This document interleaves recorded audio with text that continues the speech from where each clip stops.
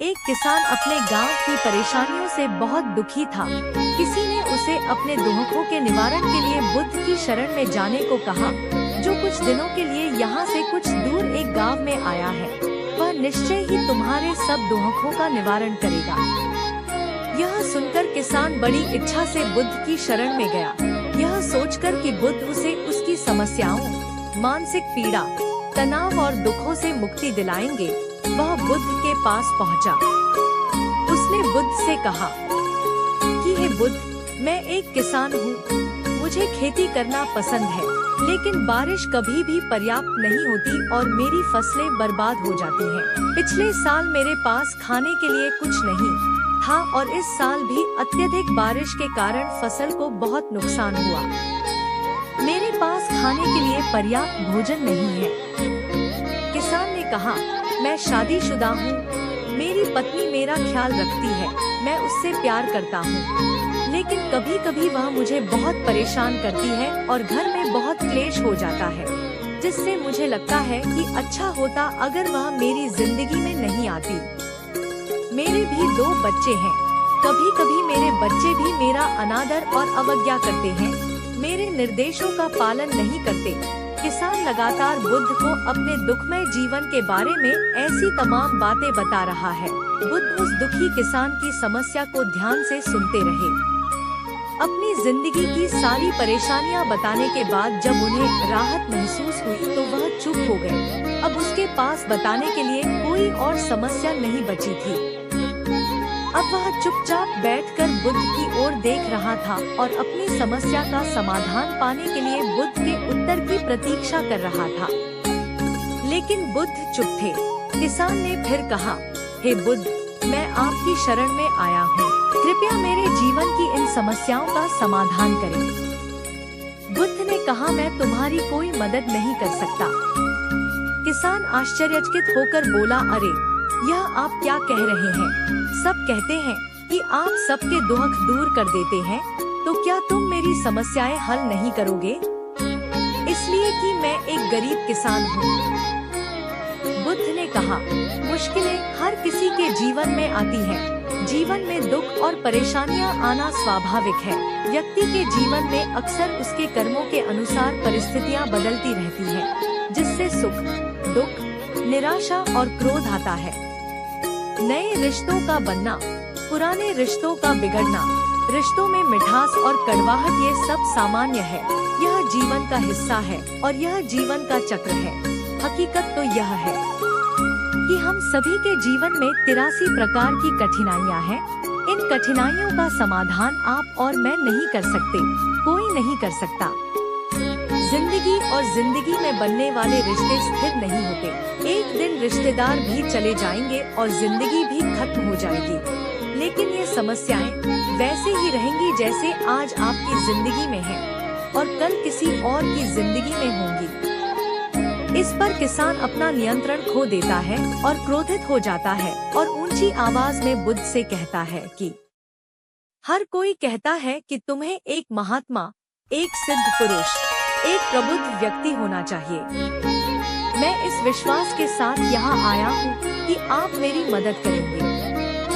यदि आप मेरी समस्याएं हल नहीं कर सकते तो मेरा यहाँ आना व्यर्थ था। हर कोई झूठ बोलता है कि वे समस्याओं का समाधान करते हैं। आपने मेरी एक भी समस्या का समाधान नहीं किया। तुमसे अच्छे तो वह महात्मा है जो 2 वर्ष पहले मेरे घर आए थे। उन्होंने मेरे लिए यज्ञ कराया, दान दक्षिणा दिलवाई और मेरे मन को असीम शांति मिली। कुछ सुख भी बने और कुछ दुख भी कम हुए। लेकिन तुमने मेरी कोई भी समस्या हल नहीं की। तुमने मुझे सीधे तौर पर मना कर दिया। बुद्ध ने कहा, क्या वह सब करने से जीवन के सारे दुख समाप्त हो गए? इतना कुछ करने के बाद भी अब आप इतने परेशान क्यों हैं? अब आप पहले से भी ज्यादा दुखों से घिर गए हैं। तात्पर्य यह है कि जीवन में दुख कभी समाप्त नहीं होते। किसान बोला, तो क्या मैं मान लूं कि तुम मेरी मदद नहीं कर सकते? यदि आप ऐसी छोटी छोटी बातों का समाधान नहीं कर सकते तो आपके उपदेशों का क्या लाभ? बुद्ध ने कहा, मैं तुम्हारी 84वीं समस्या का समाधान तो नहीं कर सकता, लेकिन हाँ, मैं तुम्हारी 84वीं समस्या का समाधान अवश्य कर सकता हूँ। किसान आश्चर्यचकित हो गया और बोला, 84वीं समस्या क्या है बुद्ध ने कहा, यानी कि तुम अपने जीवन में कोई समस्या नहीं चाहते। आपकी सारी समस्याएं इसी समस्या के कारण उत्पन्न हुई हैं। यदि आप इस तथ्य को स्वीकार कर लें कि जीवन में समस्याएं मौजूद हैं और समस्याएं जीवन का हिस्सा हैं, तो आप जीवन की समस्याओं से विचलित नहीं हो पाएंगे। आप जीवन में आने वाली समस्याओं से विचलित हो जाते हैं क्योंकि आपको लगता है कि आप दुनिया के सबसे दुखी व्यक्ति हैं, जबकि सच्चाई यह है कि हर किसी को अपना दुख सबसे ज्यादा महसूस होता है। लेकिन जिस दिन आप यह समझने लगेंगे कि मेरा कष्ट अन्य लोगों की तुलना में बहुत कम है, उस दिन से कोई भी दुख आप पर प्रभाव नहीं डाल पाएगा। जब तक आप नहीं चाहेंगे कि आपके जीवन में कोई परेशानी न आए और आप हर दुख दर्द से बचे रहे, तो यह संभव नहीं है। ऐसे में छोटा सा दर्द भी आपको बेचैन कर देगा और आपकी मानसिक शांति भंग कर देगा। अगर आपके जीवन से परेशानियां पूरी तरह से दूर हो जाएं, अगर आपको हर दिन हर पल बिना दुख और कठिनाइयों के जीवन जीने को मिलेगा, तो आप ज्यादा दिन तक ऐसा नहीं जी पाएंगे।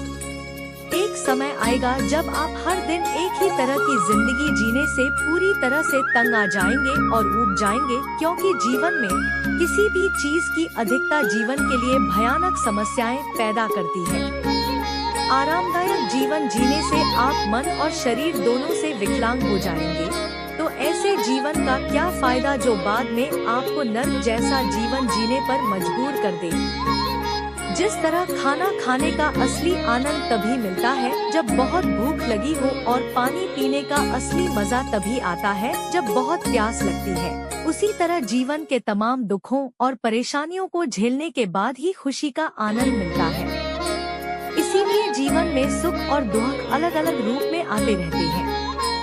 हम चाहकर भी जीवन से सुख दुख को खत्म नहीं कर सकते, लेकिन उनसे इतना ऊपर जरूर उठ सकते हैं कि कोई भी बड़ी समस्या मन को विचलित न कर सके। इसके लिए अपने मन को शक्तिशाली बनाएं, धैर्य रखें, प्रतिदिन आध्यात्म का ध्यान करें, ज्ञान बढ़ाओ। यह आपके जीवन की सभी समस्याओं का समाधान है। इसे जीवन की चतुर्मुखी समस्या का समाधान कहा जाता है। महात्मा बुद्ध का यह अद्भुत ज्ञान पाकर किसान संतुष्ट हो गया और उसका मन बिल्कुल हल्का हो गया। मन में जो समस्याएं परेशान कर रही थी, उनके प्रति जिज्ञासा शांत हो गई। किसान ने अपनी आंखें बंद कर ली और आनंद का अनुभव करने लगा। किसान को समझ आ गया कि वह अब तक क्या गलती कर रहा था और वह बुद्ध के चरणों में गिर गया। तो दोस्तों, मुझे उम्मीद है कि महात्मा बुद्ध की इस कहानी बुद्ध प्रेरणादायक के माध्यम से आपके जीवन की कई समस्याएं समाप्त हो गई होंगी या कुछ समस्याओं का समाधान मिल गया होगा।